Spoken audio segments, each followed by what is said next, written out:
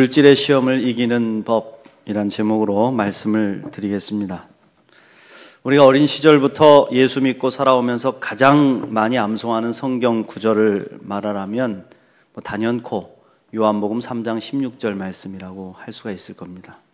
하나님이 세상을 이처럼 사랑하사 독생자를 주셨으니 이는 저를 믿는 자마다 멸망치 않고 영생을 얻게 하려 하심이라. 할렐루야. 여러분, 그렇습니다. 하나님은 세상을 창조하신 분이시기 때문에 멸망하지 않기를 원하신다. 믿습니까? 그래서 하나님이 가장 싫어하는 말은 멸망이라는 말이래요. 왜냐하면 하나님의 영은 살리시는 영이고 생명을 주시는 영이시기 때문이에요. 하나님이 이 세상이 멸망하지 않고 영생을 얻게 하기 위해서 예수 그리스도를 보내주셨다는 것입니다. 그러나 반대로 사단의 영은 죽음을 주고 멸망을 주는 영입니다. 사탄은 태초에 하나님께서 천지를 창조하신 이래로 끊임없이 하나님께서 창조하신 이 세상을 멸망시키기 위해 노력해왔어요.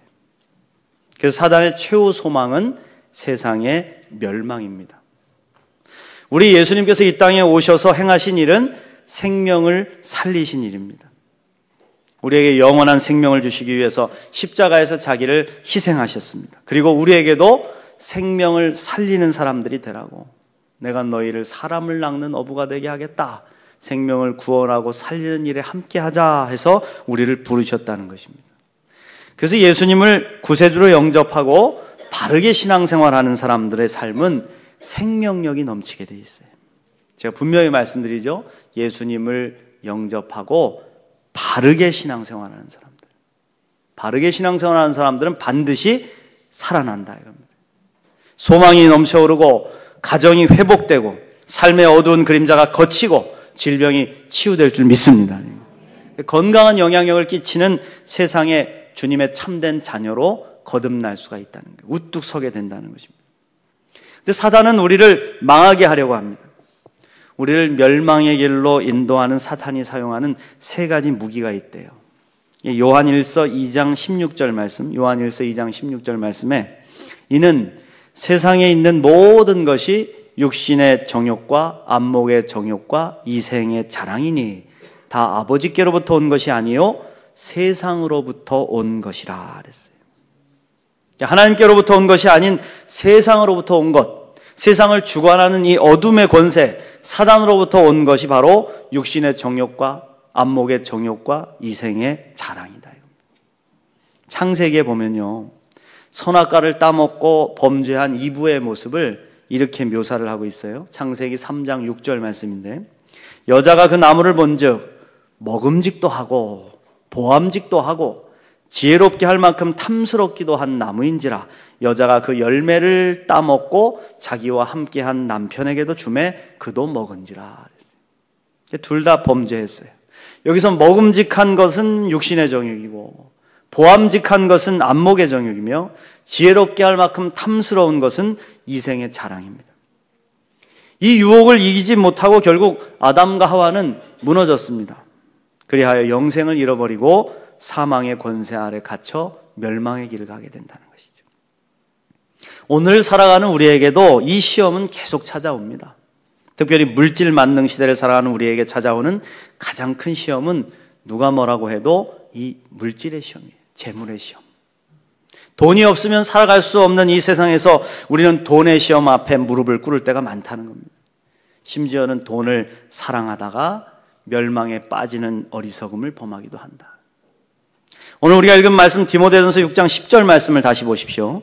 돈을 사랑함이 일만하게 뿌리가 되나니 이것을 사모하는 자들이 미혹을 받아 믿음에서 떠나 많은 근심으로써 자기를 찔렀도다 그랬습니다. 사탄은 우리를 돈으로 유혹해서 돈을 사용하는 것을 넘어 사랑하게 만든대. 사랑하게 만든대. 돈을 보면 하트가 뿅뿅 나오는 거예요. 이유가 뭡니까? 망하게 하기 위해서요. 망하게 하기 위해서. 물론 돈을 좋아할 수 있습니다. 우리는 다 돈을 좋아합니다. 여기 돈 싫어하는 사람이 어디 있겠습니까? 여러분, 그렇습니다. 돈은 아이들도 좋아해요.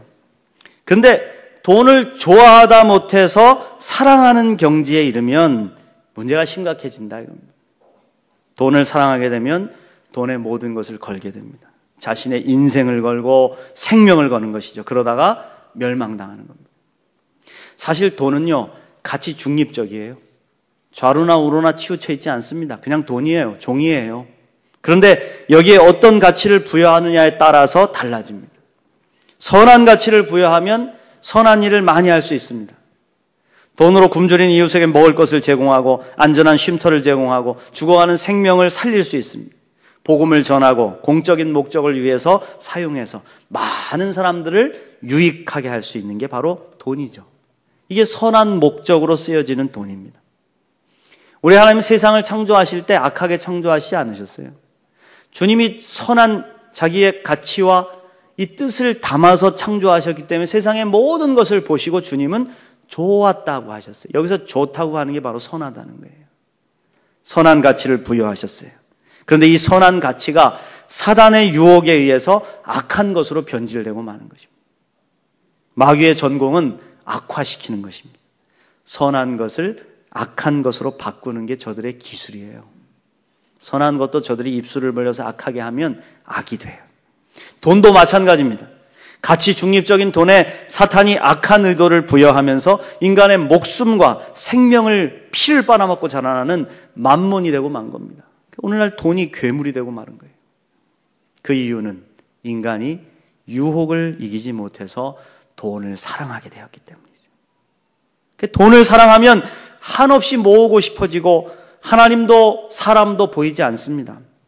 그만큼 강력한 유혹이 이 돈에 있어요. 힘을 가지고 있는 것입니다. 그 예수님은 늘 말씀하셨어요. 얘들아, 돈을 많이 모아라. 이런 말씀하신 적은 한 번도 없습니다. 주님은 늘 하나님과 재물을 겸하여 섬길 수 없다. 재물을 팔아 가난한 자들에게 나눠주고 너는 나를 따르라. 그렇게 말씀하셨죠. 왜? 돈이 가지고 있는 유혹의 힘을 아셨기 때문이라. 돈을 사랑하게 되면 일만하게 뿌리가 여기서 나오게 됩니다. 그래서 탐을 내게 되고요. 미혹을 받아서 믿음에서 떠나서 많은 근심을 당하게 되죠. 돈의 유혹을 이기지 못하고 돈에게 다 끌려다니는 인생은 한번 생각해 보십시오. 근심 천지입니다. 근심 덩어리예요. 그렇지 않습니까? 돈을 사랑하게 되면 수단과 방법을 가리지 않고 모으려고 합니다. 이걸 탐심이라고 하죠. 탐심이 작동이 되면 거짓말이나 속임을 통해서 다른 사람의 것을 갈취하려고 한다 이거예요. 심한 경우에는 생명을 빼앗고 돈을 차지하기도 합니다. 탐심에 매인 인생은 거짓과 위선으로 살아가기에 근심이 많을 수밖에 없어요. 결국 행복이 아닌 불행으로, 생명이 아닌 멸망으로 인생을 마감하게 된다는 겁니다. 어떤 사람이 돈에 대해서 이렇게 독백을 하는 걸 봤습니다. 1억이 필요해서 열심히 벌었대요. 1억을 모으려고 열심히 애써서 벌었더니 벤츠 한 대 사니까 없어지더래요. 그래서 10억을 보려고 이제 욕심을 내가지고 10억을 모았다고 합니다. 열심히 모았더니 강남에 좋은 아파트 한 채 사니까 없어지더라 그래요. 그래서 100억을 모으기로 결심을 하고 100억을 모았대. 그랬더니 목 좋은 곳에 건물 한 채 사니까 없어지더라는 거예요. 이 목표를 1000억으로 해야 되겠다. 1000억을 사서 막 모으려고 노력했더니 고흐가 그린 그림 한 점이 1000억이라는 겁니다. 그걸 사는 사람들이 있더래요. 여러분, 언제까지 이 노름을 할 수 있을까요? 그래서 얻으면 만족이 있을까요? 오늘 우리나라의 현실을 보십시오. 얼마나 많은 사람들이 돈 때문에 감옥 가는 인생으로 전락했습니까? 다 돈입니다. 돈의 유혹을 극복하지 못했기 때문이죠. 그렇다면 이 물질의 시험, 이 돈의 유혹을 우리가 어떻게 극복할 수가 있겠냐? 어떻게 극복할 수가 있겠냐? 물질의 시험을 이기는 법을 몇 가지 살펴보겠습니다. 첫 번째로 올바른 헌금 생활을 통해서 물질의 시험을 이길 수가 있습니다. 많은 사람들이 여러분 교회 다니기 싫어하는 이유 가운데 하나가 헌금에 시험 들었기 때문이에요. 많은 분들이 오셔가지고 목사랑 상담하고 그럴 때 그런 얘기 하시는 분도 있어요. 목사님 다 좋은데 헌금 이야기만 하지 마십시오. 제가 그러죠. 걱정하지 마십시오. 자원하는 마음으로 기쁘게 드리시고 드리고 싶은 마음이 없으면 안 드리셔도 됩니다. 물론 은혜 받고 헌금 생활의 기쁨과 유익을 체험하신 분들도 계시지만 여전히 헌금은 우리에게 정리되지 않은 시험이 되기도 합니다. 왜 그렇습니까? 물질이기 때문이에요. 헌금도 돈이기 때문에 우리가 시험을 받게 되는 것입니다. 근데 여러분, 헌금 생활을 하며 우리가 시험되는 이유가 뭘까요?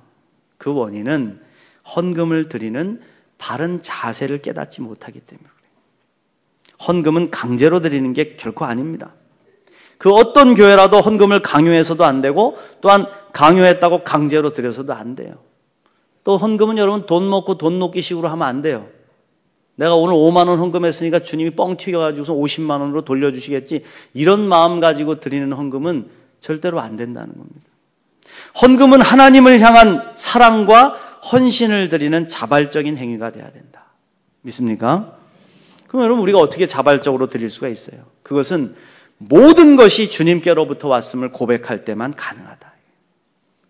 사실 세상 천지에 하나님의 것이 아닌 게 어디 있겠습니까? 저와 여러분은 이 세상에 빈몸으로 왔잖아요. 실오라기 하나 걸치지 않고 알몸으로 왔다.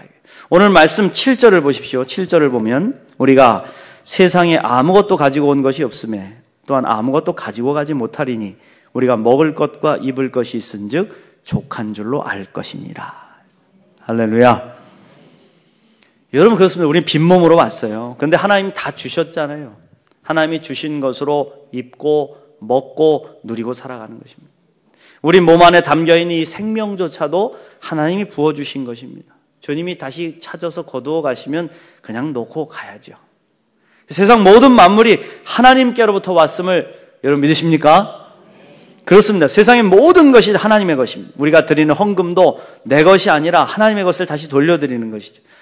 이 마음을 잃어버리게 되면 우리는 기쁨을 잃어버리게 되고 자발적으로 드리는 의미를 잃어버리게 됩니다. 그때부터 헌금은요, 의무가 되어버리고 시험이 되어버리는 거예요. 얼마나 힘듭니까? 모든 것이 하나님의 것임을 고백하지 못하면 내 것이 되기 때문에 아까워서 결코 헌금을 드릴 수 없어요. 아유, 내가 어떻게 노력해서 번 돈인데, 아유, 뭐 1, 2만 원이 작은 돈입니까? 이 돈을 내가 벌었다, 내 것이다 그러면 결코 못 드리는 것이죠. 모든 것이 주님의 것입니다. 주님의 것을 돌려드립니다. 이 고백을 드림으로 물질의 시험을 이길 수 있다는 것입니다. 이 훈련을 통해 물질의 시험을 이기고 하나님께 영광 돌릴 수 있는 저와 여러분 되시길 축원합니다. 두 번째로, 물질의 시험을 이기기 위해서는 절제의 삶을 살아야 된대요. 절제의 삶.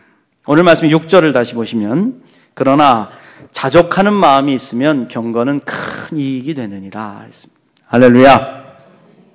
여기서 자족하는 마음이 바로 절제하는 삶을 살게 하는 원동력입니다. 자족하는 마음이 있으면 절제할 수 있다는 거예요. 산더미 같은 재물을 쌓아두었어도 자족할 줄 모르는 사람은 언제나 부족하고 모자라고 괴로운 인생을 사는 것이죠. 그러나 적게 가지고 부족하게 가졌어도 자족할 줄 아는 사람은 행복한 삶을 살아가는 거예요. 그는 보잘것없어 보이는 하루의 식사 속에서 하나님의 사랑을 느끼고 사랑하는 가족들의 모습을 보면서 삶의 의미를 찾는 것이죠. 그렇잖아요? 막 그냥 황달에게 휘어지게 막 차려놨어도 자족할 줄 모르면 감사로 그 상을 받을 수가 있겠습니까? 다만 몇 가지라도 작은 찬을 먹고도 주님께서 나를 오늘 굶지 않게 하시고 나에게 은혜를 베푸시니 참 감사합니다 하는 사람의 마음속에는 그 식탁이 너무 아름다운 거예요. 작고 초라한 집이라도 깨끗하고 따뜻하게 가꾸며 그 속에서 행복을 창조해내는 것입니다. 그리고 적은 물질을 가지고 있어도 하나님을 기쁘시게 하며 이웃을 사랑하면서 나눔을 실천하며 살아갈 수가 있다는 겁니다. 이 자족할 수 있는 사람 아니고는 할 수 없는 겁니다. 우리가 절제의 삶을 살기 위해 훈련해야 될 게 몇 개 있습니다. 그것은 물질을 우선순위에 의해서 사용하라.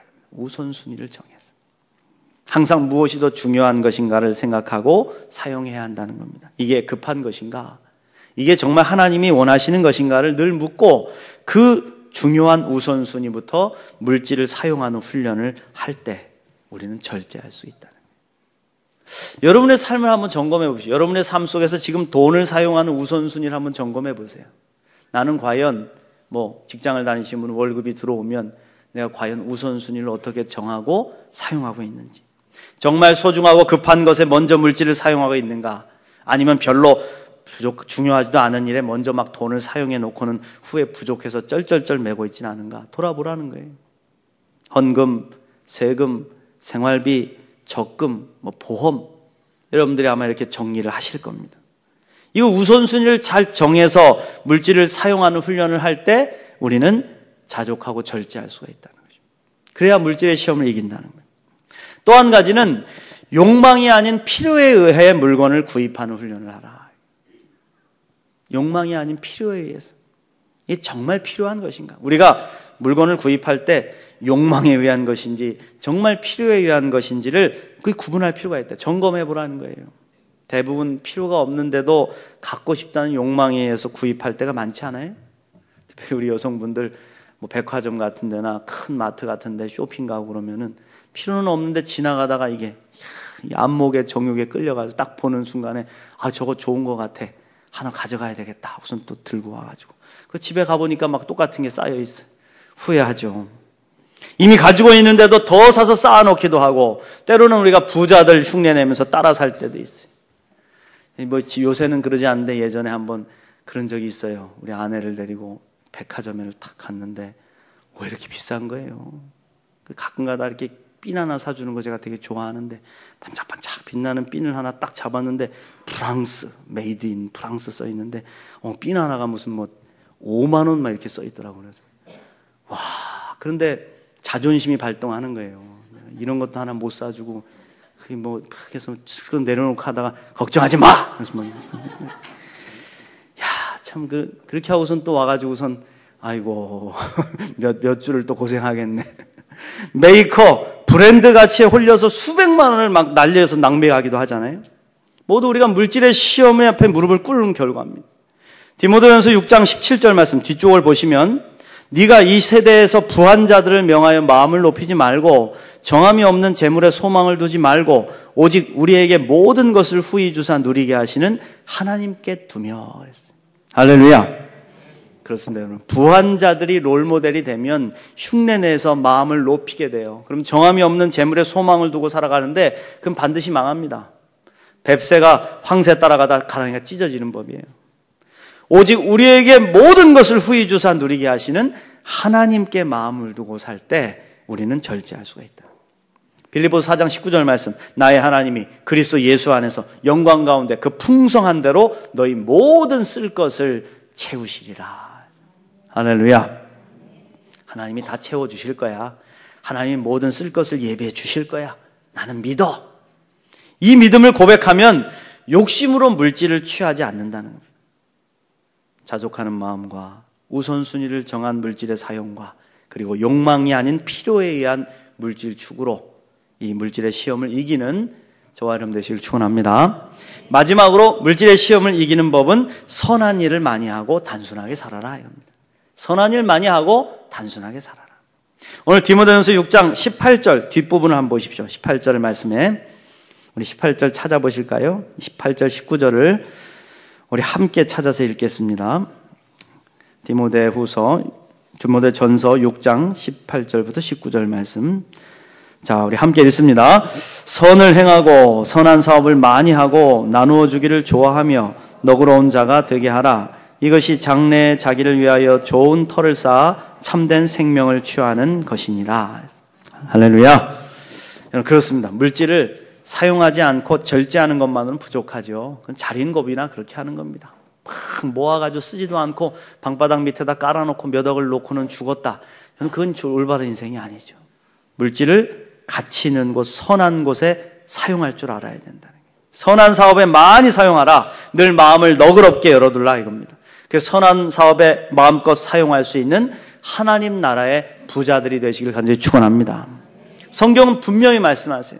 이것이 장래에 자기를 위하여 좋은 터를 쌓아 참된 생명을 취하는 것이 된다. 하나님 말씀을 보면요, 항상 선한 일에, 이웃을 섬기고 돕는 일에, 가난한 자들을 돕는 일에 쌓은 그 모든 재물들은 하늘에 쌓인다 그랬어요. 그리고 반드시 하나님이 갚아주신다 그랬습니다. 선한 사업 공짜가 아니다. 하나님이 기억하시고 하늘 부자가 되는 길이다. 무엇보다도 물질의 시험을 이기기 위해서 우리는 삶을 단순하게 정리하여 가야 된다는 거예요. 가끔 그런 생각을 할 때가 있어요. 오늘 내가 죽어서 우리 자녀들이 아이고 우리 아버지가 돌아가셨는데 한번 정리해보자. 그랬을 때 과연 나는 무엇을 남겨줄 수가 있을까? 우리 돌아가신 장인어른 늘 제가 기억하는데요. 돌아가시고 나서 삶 다 정리하는 걸 제가 했어요. 나중에 보니까 노인들에게 이렇게 들어오는 그 교통비 공짜로 타고 다니시라고 예전엔 교통비를 이렇게 통장에 넣어주셨나 보는데 그 교통비가 8만 얼마 남아있더라고요. 통장에 딱 남아있더라고요. 우리 장모님이 이렇게 고생했으니까 쓰라고 그러시는데 그거 남아있더라고요. 근데 굉장히 제가 존경스러웠습니다. 아니 인생을 정리했는데 수많은 빚만 잔뜩 져가지고 자식들에게 물려주거나 아니면 뭐가 지저분하게 정리되지 않은 막 실타래처럼 꼬인 그런 엉망진창인 인생을 어떻게 남기고 갈 수가 있겠는가. 그럼 우리가 여러분 삶을 단순하게 평상시에 정리하는 삶을 살아야 된다는 것이죠. 단순한 삶을 영어로 심플 라이프라고 하는데 자기가 품고 있는 가치와 일치하는 삶을 사는 겁니다.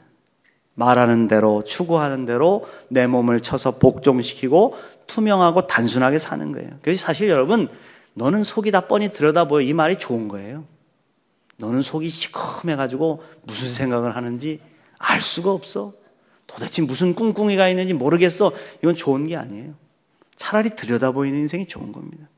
투명하고 단순하게 사는 삶은 결국 물질의 시험에 빠지지 않습니다. 이를 위해서 그런 훈련을 하래요. 여러 개의 물건보다는 단 하나의 물건에 집중해 사용하는 훈련.